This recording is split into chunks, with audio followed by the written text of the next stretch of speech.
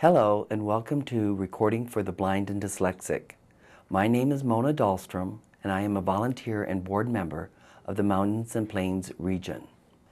Our studio is located at 1355 South Colorado Boulevard, Suite C406, Denver, Colorado. We are one of 20 studios in the United States with our national headquarters located in Princeton, New Jersey. We have been serving people with visual and learning disabilities since 1948. We work with leading publishers and technology innovators to bring accessible material to individuals with visual and learning disabilities. Used as a part of a multi-sensory learning system, RFB&D audiobooks allow educational equality for students who struggle with reading. We are about personal achievement. We understand that all people learn differently and may need options to achieve their full potential. Therefore, we are devoted to helping individuals grow and succeed academically when access and/or reading are barriers to their learning. We will succeed by partnering with our communities and being a champion for those we serve so that they may have the most accessible and effective solution to achieve their personal best. Our vision is for all people to have equal opportunities to learn. Thank you for helping us promote personal achievement and advancing the use of accessible and effective educational solutions. This presentation is divided into 3 sections. First, the introduction to RFB&D. Second, what is dyslexia? This is with Lynne Fitzhugh and Carolyn Dutton. And last is Marie Liddiard, our regional director. She discusses RFB&D Mountain and Plains region.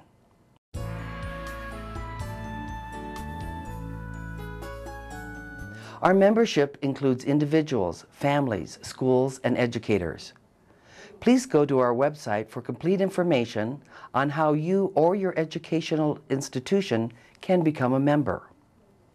We have a wide variety of programs that meet your needs, such as custom assistive technology solutions for states, an integrated solution for school districts and schools, along with a single school solution where applicable. Our library consists of thousands of audiobooks covering grades from kindergarten through postgraduate studies and professional learning. Subjects in our library cover sciences, mathematics, language arts, social study, foreign language, and many other subjects. It's easy to do a book catalog search on our website. You can sort by title, author, RFB&D product number, or by subject. We have a number of audiobook formats that are available to the user, with new technology being added frequently. Please check our website for new updates and formats. RFB&D also supplies training and support with frequently asked questions that cover a wide variety of subjects such as, can I play RFB&D books on my iPad or iPod Touch or iPhone? How do I order my books? Or how do I download a book to my computer? You can browse our online catalog or ask a question of customer service by email, fax, phone, or mail. So, how do we do all that we do? We could only do this with the help of thousands of volunteers across the nation. Our volunteers work in many different areas, such as reading the books, assisting with audio production, conducting quality control, and preparing the books to be read. Volunteers also assist in administration, fundraising, and event coordinations. Volunteers make it happen.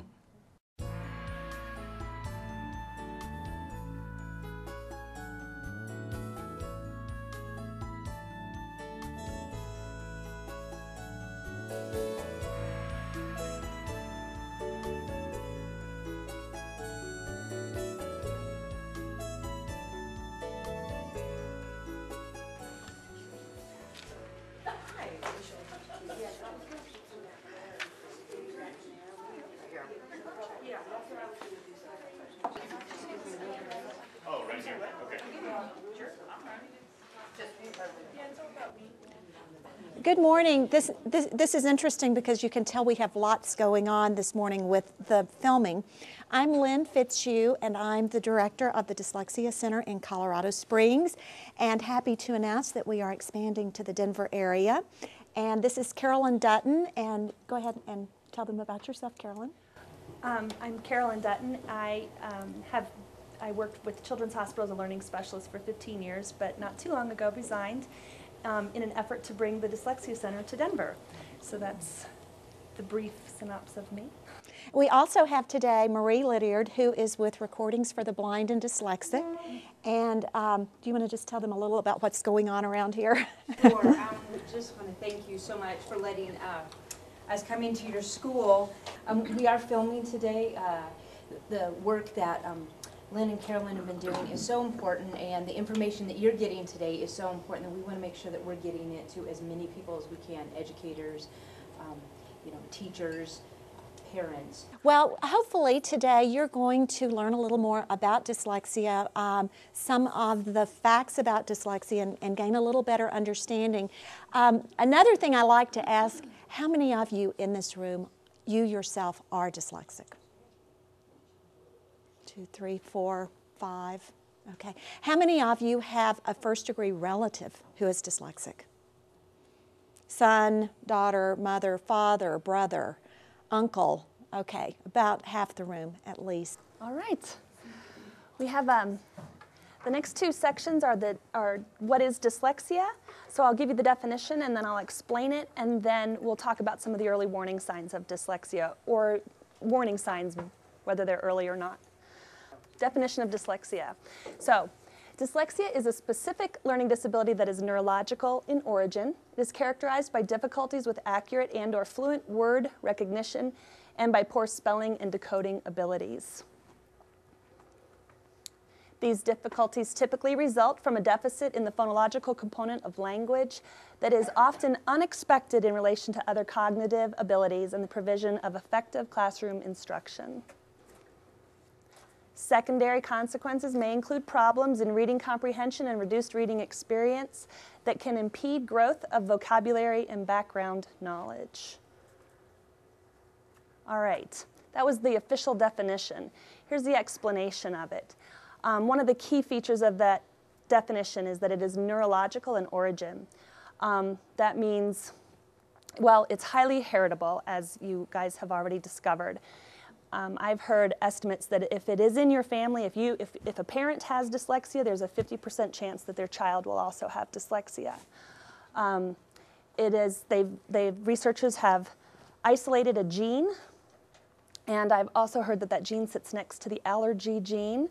I've heard for many years that it seems like these things seemed all clustered together. So we've isolated the gene. There's also a neurological difference which equates to a brain difference. The brain has a unique architecture.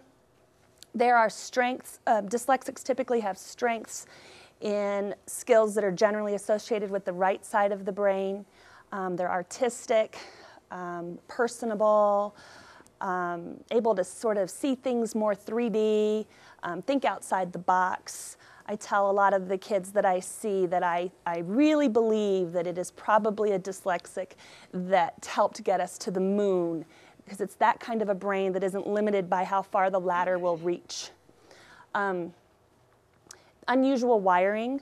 Early on, before we had all sorts of fancy medical technology, there were a few dyslexics that donated their brains to science. And so early on, just with the use of a microscope, they were able to discover that the dyslexic brain actually has more neurons on the outer edge of it than the non-dyslexic brain. These neurons aren't necessarily misplaced. It's not that there's a lack somewhere else. There's just different wiring. There seems to be more on the outer levels. And then inefficient use for reading tasks. Thanks to our fMRI studies, we've discovered that when a dyslexic is given a reading task, their brain is relatively or extremely inefficient at accomplishing the goal of reading. All sorts of areas of the brain light up, including the motor strip, the visual area, the auditory area, and the frontal lobe.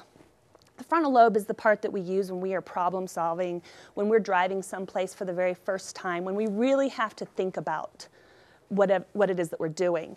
So when the dyslexic has to engage in a reading task and the frontal lobe lights up, that tells us that they are really thinking hard about this.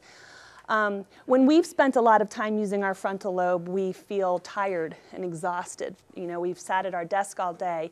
It's not like we've run a marathon, but we feel just as tired and drained.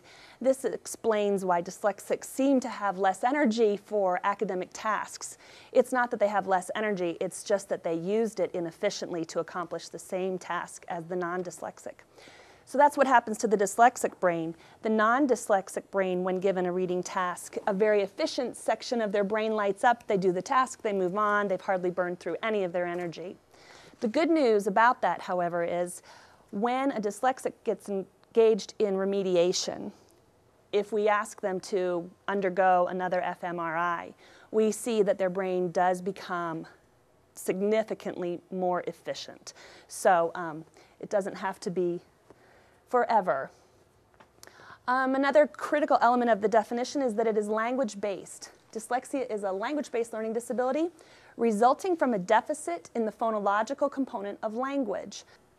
The phonological component of language refers to our understanding of sounds used in our language, ranging from big chunks, whole words, all the way to smaller chunks, eventually talking about individual sounds within a syllable. So a big chunk would be a word, a syllable, ranging to the smallest chunk, a sound. And dyslexia is unexpected. Unexpected in relation to other cognitive abilities and the provision of effective classroom instruction. I think this should be one of our biggest clues when we have this child that is struggling with reading and spelling, and you think to yourself, that's strange, wouldn't have guessed it, because I've seen this child on the playground, I've seen this child, you know, in the centers, I've seen this child in math class, particularly early on, kindergarten, first grade, they seem to have some math strengths and talents, and yet struggling so much to read and write. Or maybe this child seems so very bright, but is reading at sort of an average range, just sort of barely holding his own in the classroom, and that's surprising to you. The primary consequences are what you see initially: the inefficient and non-automatic word recognition, laborious word attack skills, dreadful spelling. This is generally what the teacher looks like when trying to read their spelling.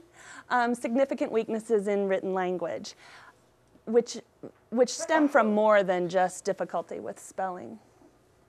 Secondary consequences are inefficient recall of number facts and processes, problems in reading comprehension, reduced reading experience that impedes the growth of vocabulary and word and background knowledge, and inconsistent and laborious letter and number formation. So handwriting is also a challenge. As I, in the past, have read the definition, and as I have experienced and seen lists of primary and secondary consequences, I have sometimes wondered, how does this deficit in a language component translate into handwriting and math and reading and spelling? So, what are the common threads of all of these difficulties? Phonemic awareness, I'll tell them to you before I get to those slides. The three common threads that I consistently see are phonemic awareness difficulties, difficulties with sequential information, and difficulties with symbolic information. I think if you keep those three things at the forefront of your mind when you're trying to figure out what is happening with this child, those three things will help you determine whether or not this is dyslexia or perhaps something else. So phonemic awareness, the ability to manipulate sounds within spoken words and syllables. So these are some tasks that we would do with phonemic awareness: segmentation. If we say cat, being able to segment the sounds, at. Deletion, say stop, now say it again without this. Matching, identifying two